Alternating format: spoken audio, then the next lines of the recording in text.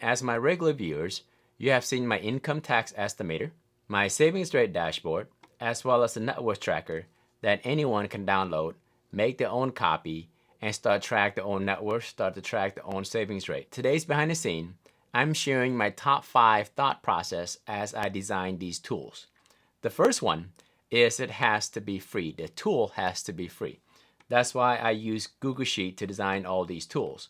Anyone with a Gmail account can create a copy and save it to their Gmail account doc and start using and track their own savings rate and their own net worth.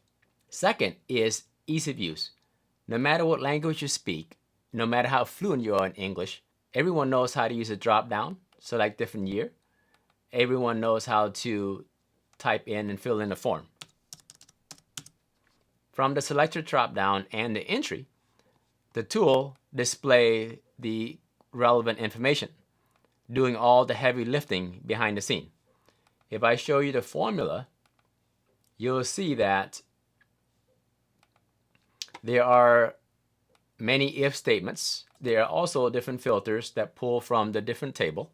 And there are also different conditional formatting, the different progression from one tax bracket to the other. There are also different if condition depending on what is being selected. It's either going to display or not display. If I change stacking to 2 different type of income and change it to versus, the context change, so the information displayed changes along with it. And all these are done without the user having any knowledge of formulas and SQL. The fourth, the KPIs, key performance indicator, should answer the foreseen question for that specific tool. So for example, in a savings rate, you can go combine savings rate. If you have a question about your own savings rate, you can just click that. And if you want to see just your spouse's savings rate, the KPI display the information as well. And you can also see the combine. You can also see from different year to another year. And the context changes dynamically. Again, the user only have to select the different drop-down, and the tool will display the foreseen question relating to what is relevant to that tool. The same applies to the net worth tracker.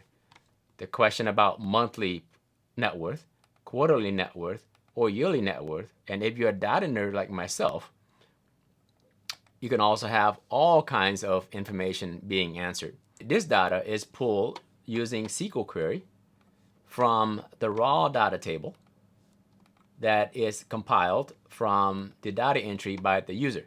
So the user only has to enter the data, raw data, on a monthly basis in this case.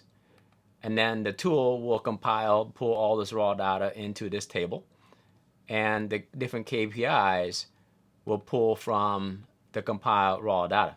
I also include the work instruction that clearly state how to use the tool and understand different statuses. And last but not least, when I create this income tax estimator or any tools that I create, anytime that we have a redundant data entry, redundant recalculation, or repeatable calculation, that to me is a candidate to automate the process. So instead of using a calculator, instead of typing in information all the time, I automate the whole process. So if you look at this income tax calculator, it pulls information from income tax brackets. So on a yearly basis, I pull in the different tax bracket for different filing statuses and put it in this table. And long-term capital gains, I put in different income tax bracket for the capital gain, as well as the standard deduction. And these tables are updated on a yearly basis, and the tool will simply query off of those tables. And now you know why the tools I share for free look the way they look, and why I use Google Sheets for all the tools that I share. Again, one is it has to be free. Anyone can have access to Google account, Gmail account. Second, ease of use. Simply enter the data once and use the drop down and enter the data point and get the information, the question answered through KPI, key performance indicator. Third, the user shouldn't have to have any knowledge of Google Sheet formulas and SQL. that work is done on the back end. Fourth, the KPI should help answer any foreseen question relating to that tool. And fifth, anytime that there is a repeatable process that we do on a regular basis, whether it's weekly, monthly, or quarterly, or yearly, that to me is a candidate for automation. Then the last point I want to drive home is this. I know we are busy. We live in a land of freedom, but nothing is free. We have a world of responsibility. Unfortunately, what people tend to do is keep repeating the same process over and over, doing the same manual task over and over just to make things work. But sometimes if we step back and try to see what process we can eliminate, what process we can automate, that will free us time to do more value-added work.